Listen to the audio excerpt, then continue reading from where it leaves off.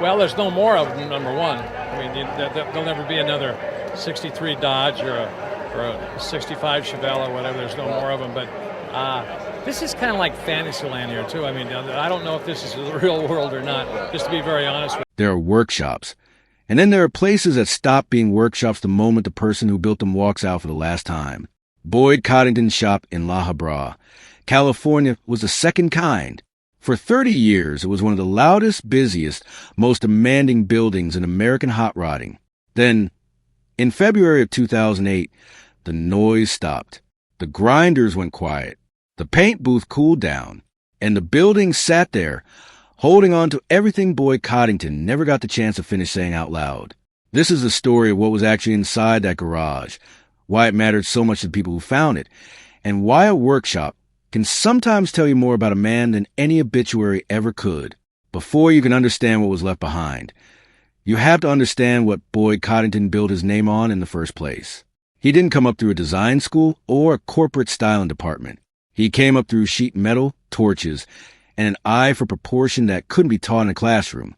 Working out of Southern California through the late 1970s and into the 1980s, Coddington built a reputation as one of the most obsessive builders in the custom car world, the kind of craftsman who would redo a fender line 5 times if the 5th version looked 1% better than the 4th.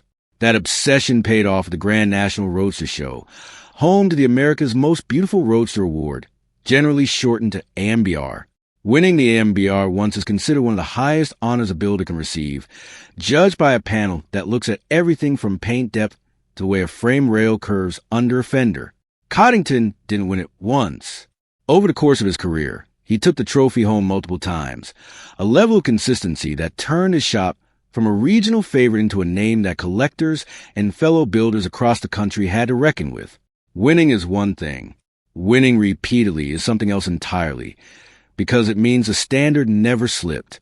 Every car that rolled out of his shop had to compete not just against other builders, but against Boyd's own past work. That kind of internal pressure shapes a workspace. It turns a garage into something closer to a proving ground, where every project either meets the bar Boyd had already set or it doesn't leave the building. By the time cable television discovered hot rodding as a subject worth filming, Coddington's operation, known as Hot Rods by Boyd, had already spent 2 decades building its reputation the hard way. When American Hot Rod began airing, cameras followed Boyd and his crew through builds that could take months and cost more than most people's houses. Viewers who had never set foot in a fabrication shop suddenly got to watch what it actually looked like to hand-shape a body panel, argue over a paint color at 2 a.m, and deliver a finished car to a client who had waited a year for it. The show did more than entertain. It documented a working method. Every argument between Boyd and his fabricators, every late night trying to hit a deadline for a car show, every stubborn insistence that a panel gap wasn't good enough yet, was captured on film in a building that had already been quietly perfecting that process for years before any camera arrived. When people talk about Boyd's shop having a signature style, what they're really talking about is a system, a repeatable way of taking a rough idea and turning it into a rolling piece of sculpture that could also pass a smog check. That system needed a building big enough to support it, which is exactly why the shop grew over the years. What started as a smaller operation eventually expanded to accommodate more fabricators, more equipment, and bigger, more ambitious builds. The size of the building tracked the size of Boyd's ambition. By the time the television cameras showed up, that building was already a small factory dedicated to making cars nobody else could replicate. Here's the part that surprises people who assume hot rodding is a hobbyist world of weekend tinkering. Boyd Coddington's custom builds, at the height of his career, commanded prices that rivaled exotic cars from established manufacturers. A single ground-up custom build, fully hand-fabricated from frame up, could run into the hundreds of thousands of dollars. That wasn't a rumor passed around at car shows. It reflected the reality of what it actually took to produce one of his vehicles. A donor car reduced sometimes a little more than its basic silhouette, then rebuilt with hand-formed aluminum panels, custom-machined suspension components, and paint finishes that required weeks of block sanding before a single coat of clear ever touched the surface. That kind of pricing changed the conversation around what a custom car could be worth. Coddington helped push an entire segment of the hot rod world away from the salvage yard, weekend warrior mentality, and towards something closer to boutique manufacturing, where a finished car could be treated less like transportation and more like a piece of investment-grade art that happened to have a drivetrain. Collectors who might never have considered a hot rod as a serious asset started paying attention, because Boyd's cars weren't just fast or flashy. They were finished to a standard that held up under a magnifying glass. That kind of pricing also explains why the contents of his shop mattered so much once he was gone. A building that routinely produced six-figure vehicles doesn't just contain junk and spare parts when the doors finally open again. It contains inventory, half-finished sculptures, and tooling that represents years of accumulated knowledge about how to bend metal in ways very few people on Earth actually knew how to do.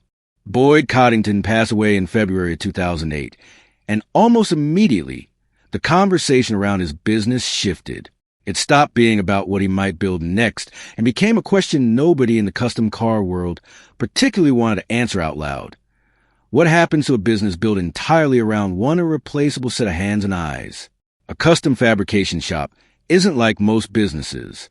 It's not a dealership selling identical units off a lot. It's closer to an artist studio, where every project sits at a different stage, tied to a specific client's budget, timeline, and expectations. When Boyd was alive, that constant state of half-finished chaos was simply called production. The moment he was gone, every unfinished project in that building became something much more complicated. Was it still a promise the shop could keep, or was it now a piece of unfinished history that no one else had a right to complete?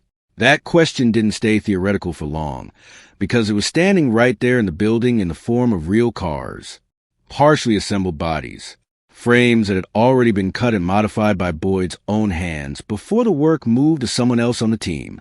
Bins of custom parts made for jobs that hadn't been delivered yet. None of it was scrap. All of it was frozen at the exact moment production stopped, which is its own strange kind of historical record. There's a common assumption that an incomplete project is automatically a failure, something abandoned and therefore worthless. The custom car world doesn't always see it that way. In the collector market, provenance, meaning a verifiable history of where an object came from and who touched it, can be worth almost as much as the physical materials themselves. An unfinished Boyd Coddington build isn't just a half-built car. It's a documented piece of his process, showing exactly how far his hands got before the work passed to someone else. That's part of why some of the projects that were still sitting in the shop when Boyd died eventually made their way to auction rather than being scrapped or quietly forgotten. Buyers who understood the custom car world recognized that an incomplete Coddington project still carried something no reproduction could offer: original weld seams, frame modifications made under his direct supervision, and the early stages of bodywork that reflected decisions only he would have made.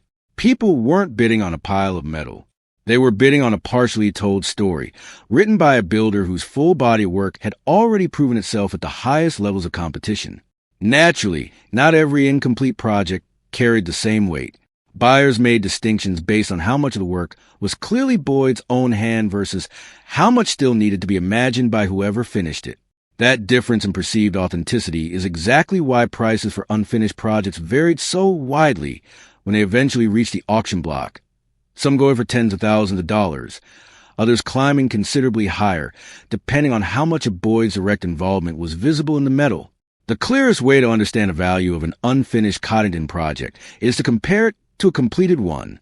Fully realized builds that carried his name and craftsmanship from start to finish have sold at major auctions for prices that dwarf what any unfinished project brought in, sometimes reaching well into six figures.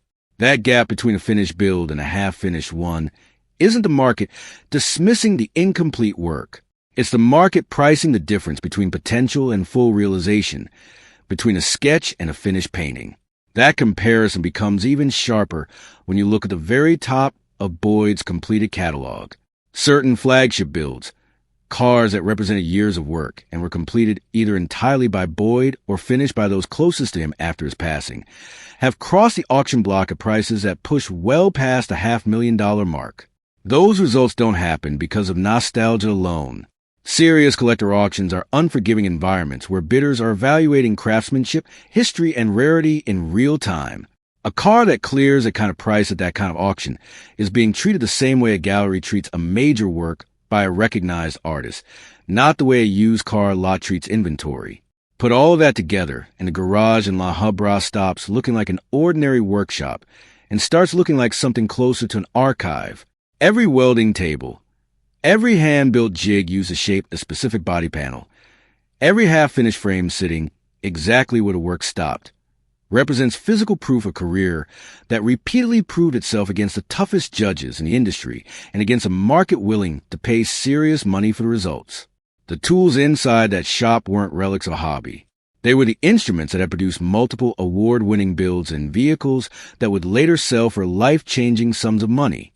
The half-finished projects weren't abandoned side ventures. They were paused chapters of an ongoing body of work. Frozen the moment the one person who understood the whole vision was no longer there to finish the sentence. That's really the secret Boyd Coddington's garage held on to after he was gone. It wasn't a mystery in the sense of something hidden or hoarded. It was simpler and, in a way, more powerful than that. The building itself was the clearest possible proof that everything people said about his talent, his standards, and his impact on an entire industry was an exaggeration. It was sitting right there in steel, aluminum, and half-finished paint, waiting for anyone willing to look closely enough to see it. Boyd Coddington spent his career turning ordinary steel into objects that collectors, judges, and everyday car enthusiasts couldn't stop talking about. He built a shop that operated less like a garage and more like a small factory dedicated to a level of craftsmanship most builders never reach even once, let alone repeatedly. When he passed away, that building didn't lose its meaning. If anything, it gained a new one, becoming the last physical space where his exact methods, his exact standards, and his unfinished ambitions were still visible to anyone who walked through the door.